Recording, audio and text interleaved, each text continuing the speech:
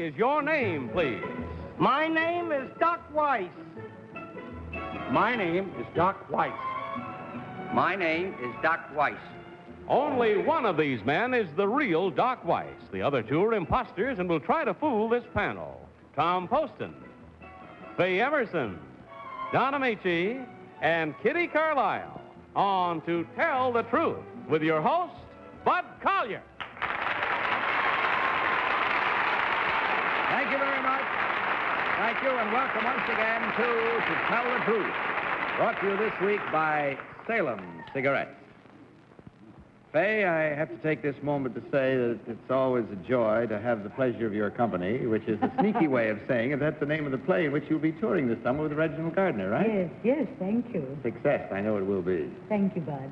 All right, panel, will you please open your envelopes, take out your affidavits for the first time, and follow along as I read from mine. I, Doc Weiss, am a professional magician and escape artist.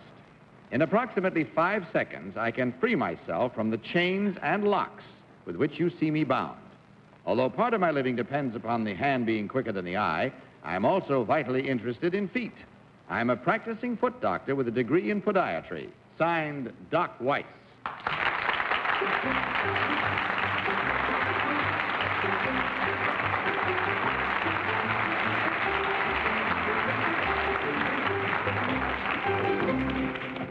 Well, here you have 3 gentlemen at the moment could haunt a house rather well, I think. All claiming to be Doc Weiss, escape artists, and we begin this first round of questioning tonight with Tom Poston. Tom? Oh, thank you, Bud. Gee, I don't want to anticipate your question, Kitty, so don't let me down, right? Okay, I'll let that go. I don't even know what I'm going to say. Number 1, could you tell us, please, what is misdirection?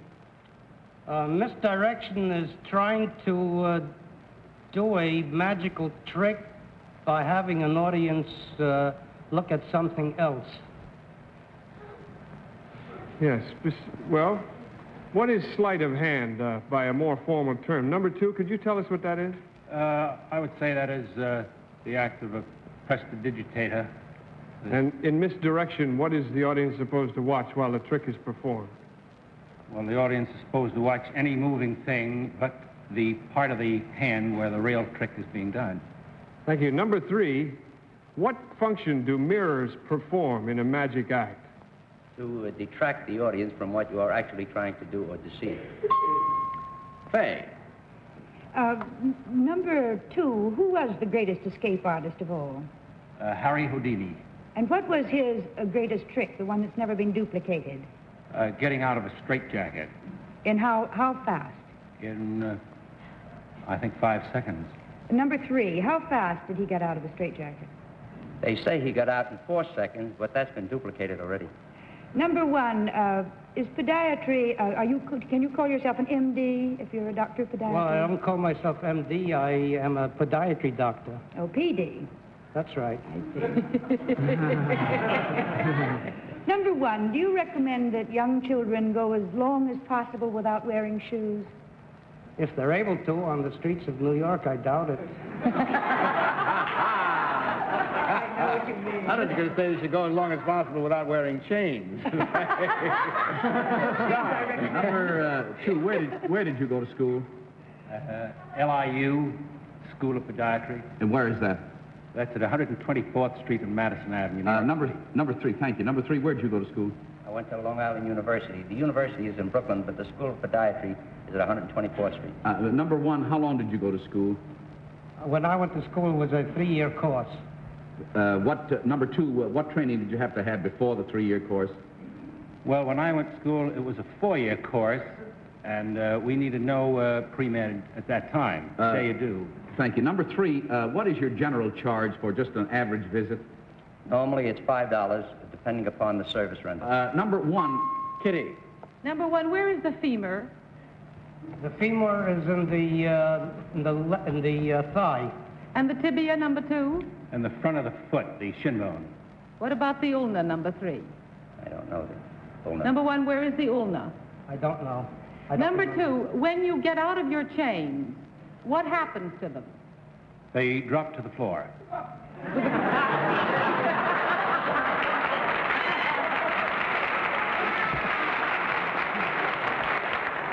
I meant, do you break them, or do they disintegrate? Or... No, I would say that's a trade secret. Number 3, where's your metatarsal?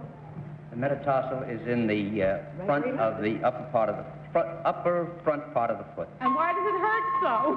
Because the time is up, that's why. You spend too much time on it, probably. But tonight you can sit down and mark your ballots right now, if you will do so kindly. And, of course, without consultation. So mark them as you vote for number 1, number 2, or number 3. The team of challengers will, as always, receive $250 for every incorrect vote.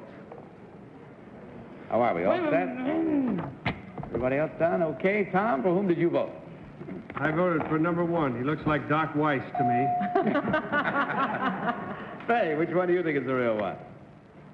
I voted for number 3 because I know that it takes a great deal of strength and agility to do those kind of things, and he looks strong enough to do it. Don, what about your ballot? I voted for number 1, Bud, and I'd rather keep my reasons secret in case this kind of thing comes up. Kitty. Well, I voted for number 3 first, as you can see, but I voted for number 2. Number 3 said that the metatarsal was on the upper part of the foot, and it is. It's underneath. Mine hurts all the time, so I know. And I voted for number 2. Number 3 really had some awfully good answers. I think they all knew where the bones were, though. They gave very good answers. They didn't know where they all know, right? They didn't know where they it. all know. Oh, darn it.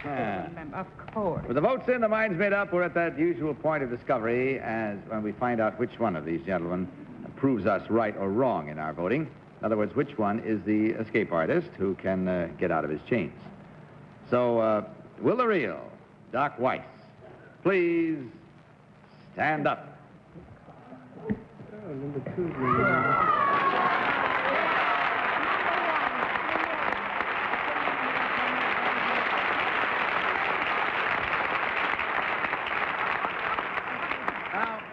Just to show you, I have examined these myself. You can take my word or not. These are real chains. They are really fastened by padlocks, no keys, and you just, I don't know. The others are all bound in the same way. So would you come out here, sir, hobble out any way you can, stand in front of my desk, face the audience. When I count to 3, will you show them how you do it? 1, 2, 3.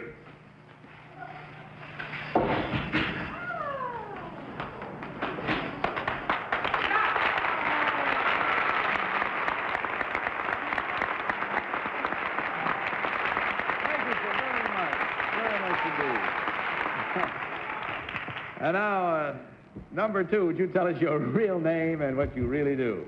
My name is Bud Truland. I'm a retired men's clothier after 32 years, and I'm now in real estate syndication.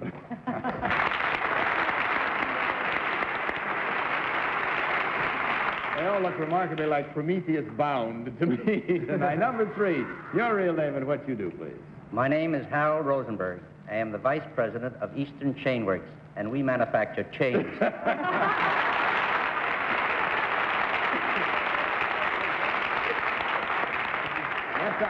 Would you like to hear Kitty's question? What was Kitty's question? How many bones in the foot? She always asks. Oh, that's right. Of course. We missed up on that one. Didn't have time, I guess. 2 and 3. Still don't know. That was the weakest link. Well, gentlemen, in checking up the score here, we find that there were 2 incorrect votes at $250 each for a total of $500 for you. And, of course, for you chain smokers, a carton of Salem cigarettes. Good night to you, and thank you very much for sharing our evening.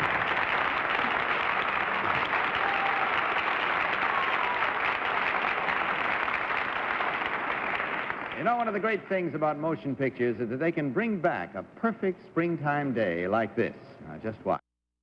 Now, panel, let's meet our next team of challengers.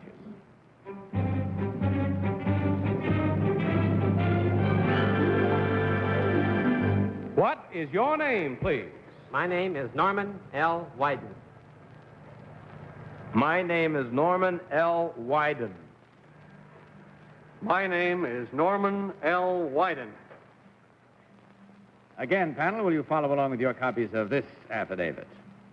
I, Major Norman L. Widen, an Air Force fighter pilot, was shot down over North Africa by a German Messerschmitt in December of 1942.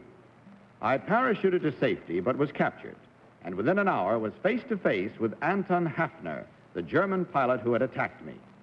After chatting briefly with Hafner, I was taken off to prison camp, and I never saw him again.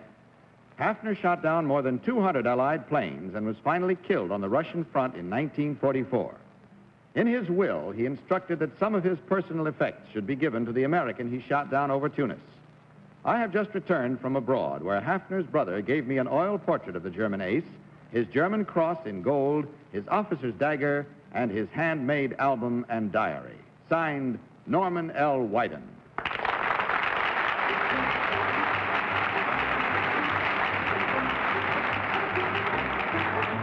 This time, as you see, we have three gentlemen, and as you heard, each one claiming to be Norman Widen, Air Force fighter pilot. And we'll begin this round of questioning with Faye Emerson. Faye? Oh, heavens. Major number one, who was the head of the Air Force in 1942? General Smith. General Smith? Which General Smith? Beg your pardon? Never mind.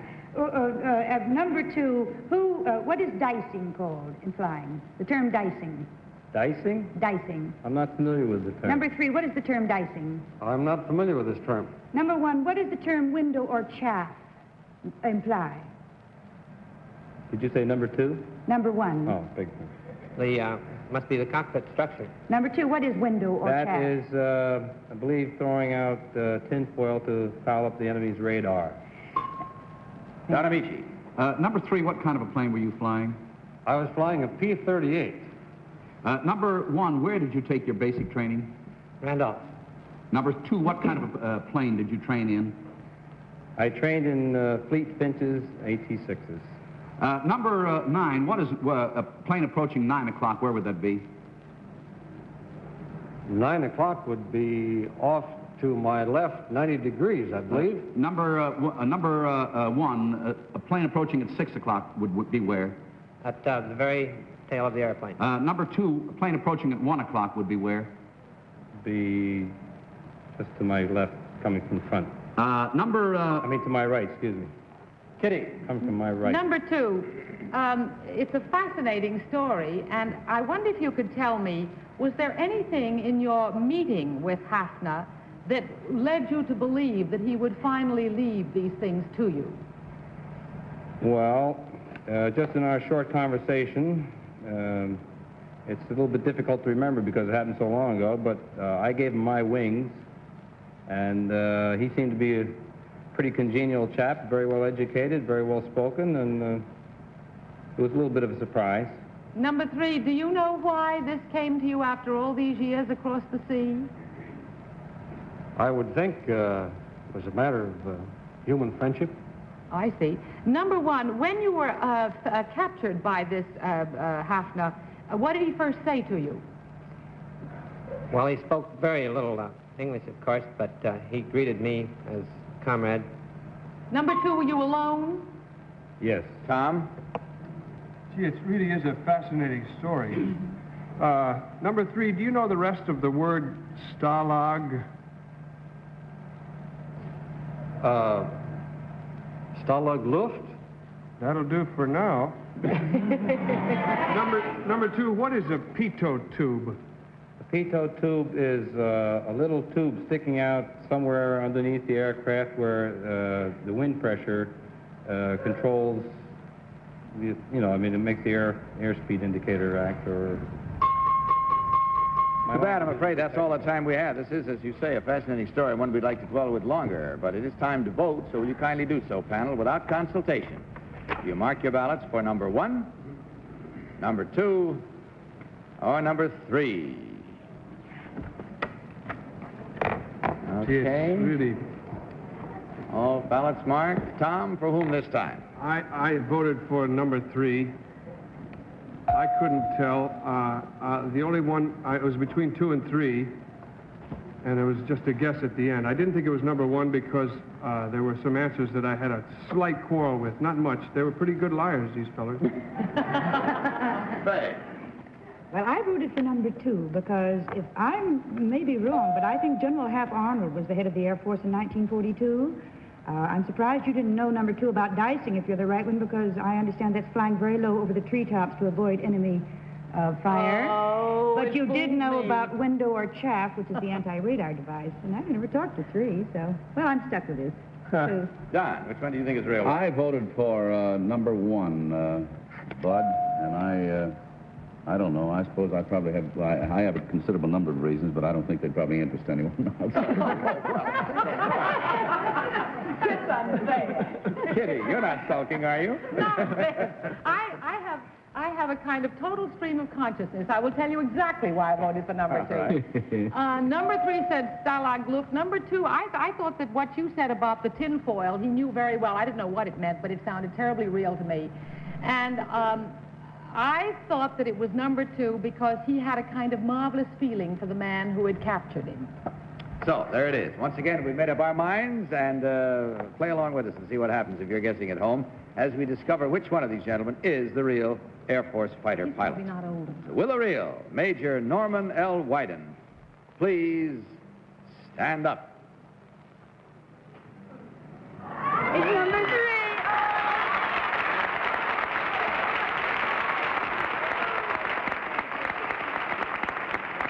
Who got him, Tom? Thank you, sir, very much. Real pleasure to have you with us. Tom, congratulations. You're the only one to pick that one out. A very heartwarming story. Well, I wasn't anything sure about my guess. How could it be if it's a guess? Worked out well, But though. was it just a matter of friendship, like immediate friendship on contact, or? You're asking me, Tom? Yeah. I think this man somehow was making restitution for the 204 other people he shot down, to whom he never had a chance to express, shall we say, his regrets or his liking for them, Yes. despite the fact that he, as a soldier, was compelled to do his duty. You were the only one he ever I actually was had the a only chance one to that meet. he'd ever met, and I was his 82nd victory. Boy, must have Thank been you, some sir, flyer. for sharing that story with us. Number 1, would you tell us your real name and what you really do? Yes, sir. John Mattingly. I represent the H.H. Cutler Company, and we manufacture infants' clothes, baby panties.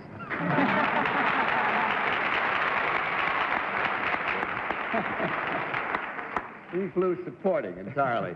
Number 2, your real name and what you do, please. My name is Jack Shelton, and I work at the Kingston Restaurant and Cocktail Lounge in Union, New Jersey, where I play the Hammond organ and I sing.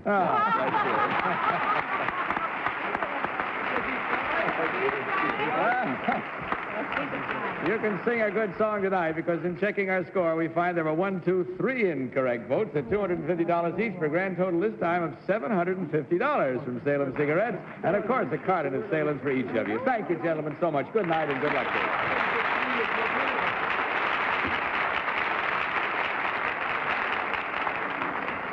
Well, I think it's time to get a little romance in here. And after all, what is more romantic than a boat on a meandering stream on a beautiful day in springtime? Here, panel, we have our third team of challengers.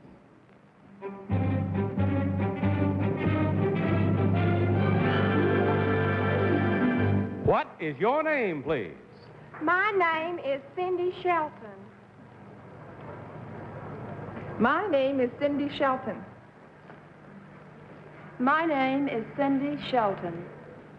Well, you've had a look. Now give a listen and follow along, panel, if you will, with your copies of this affidavit. I, Cindy Shelton, am a senior at Wayland College, where I play on the Wayland Flying Queens basketball team. This year, for the 6th time, we won the national championship. This spring, I was one of the players chosen to represent the United States on a 3-week tour of the Soviet Union, where we played a series of exhibition games against Russian all-star teams. Signed, Cindy Shelton.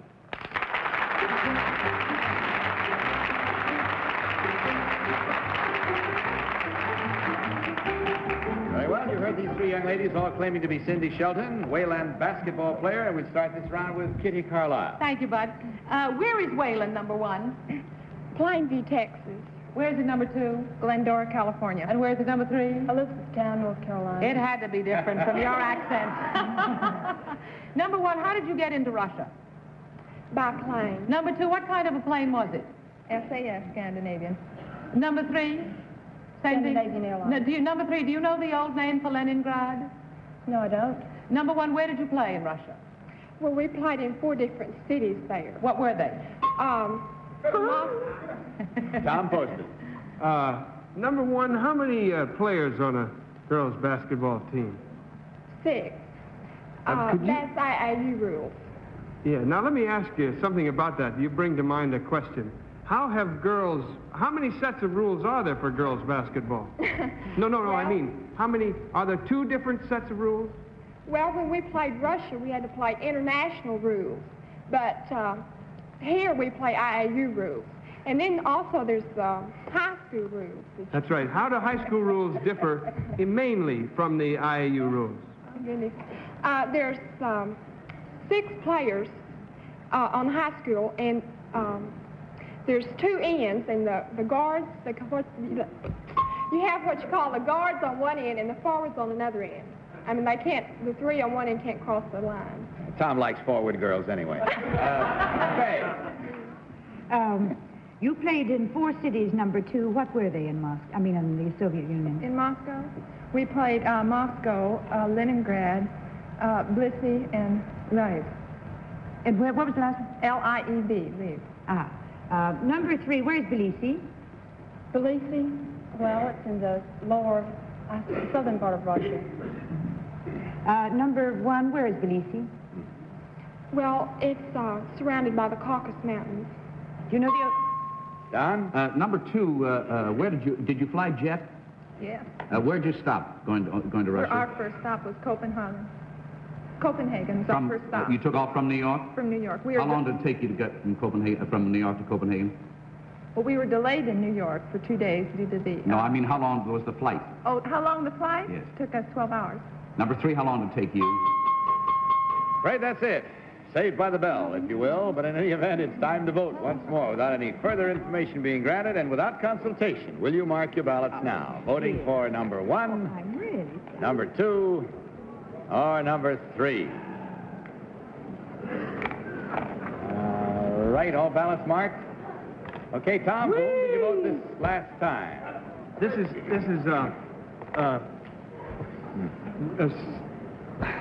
Yes, Tom? I voted for number 1 because it's the longest and slenderest number. And you have to be long and slender to play good basketball, I think. Faye, which one did you select? Well, I voted for number 1 because listening to her discuss the game, what I remember when I used to be playing basketball, they did have it in those days, and also because she knew where... That old girl, and also because she knew where Tbilisi was. Don, your vote, please. I voted for number 3, Bud. I had to rule out number 2 on account of the time from here to Copenhagen. It was pure guess between 1 and 3. I didn't ask for any questions at all. No, this time I'm not. Kitty. I voted for number 3. She looks like a very good athlete.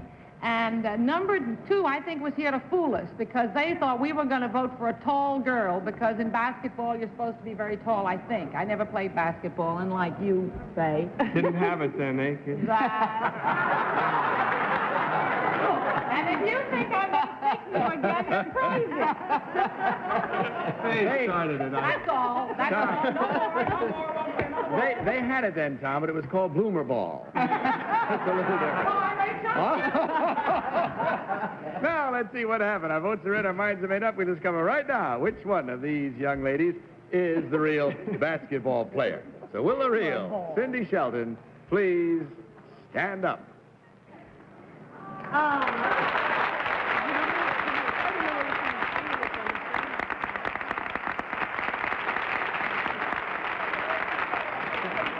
Congratulations, young lady, and thank you very much. Number 2, would you tell us your real name and what you really do, please? Yes, I'm Mrs. Yarnell. I'm from Los Angeles, California, and I'm a housewife with 2 children. Hey!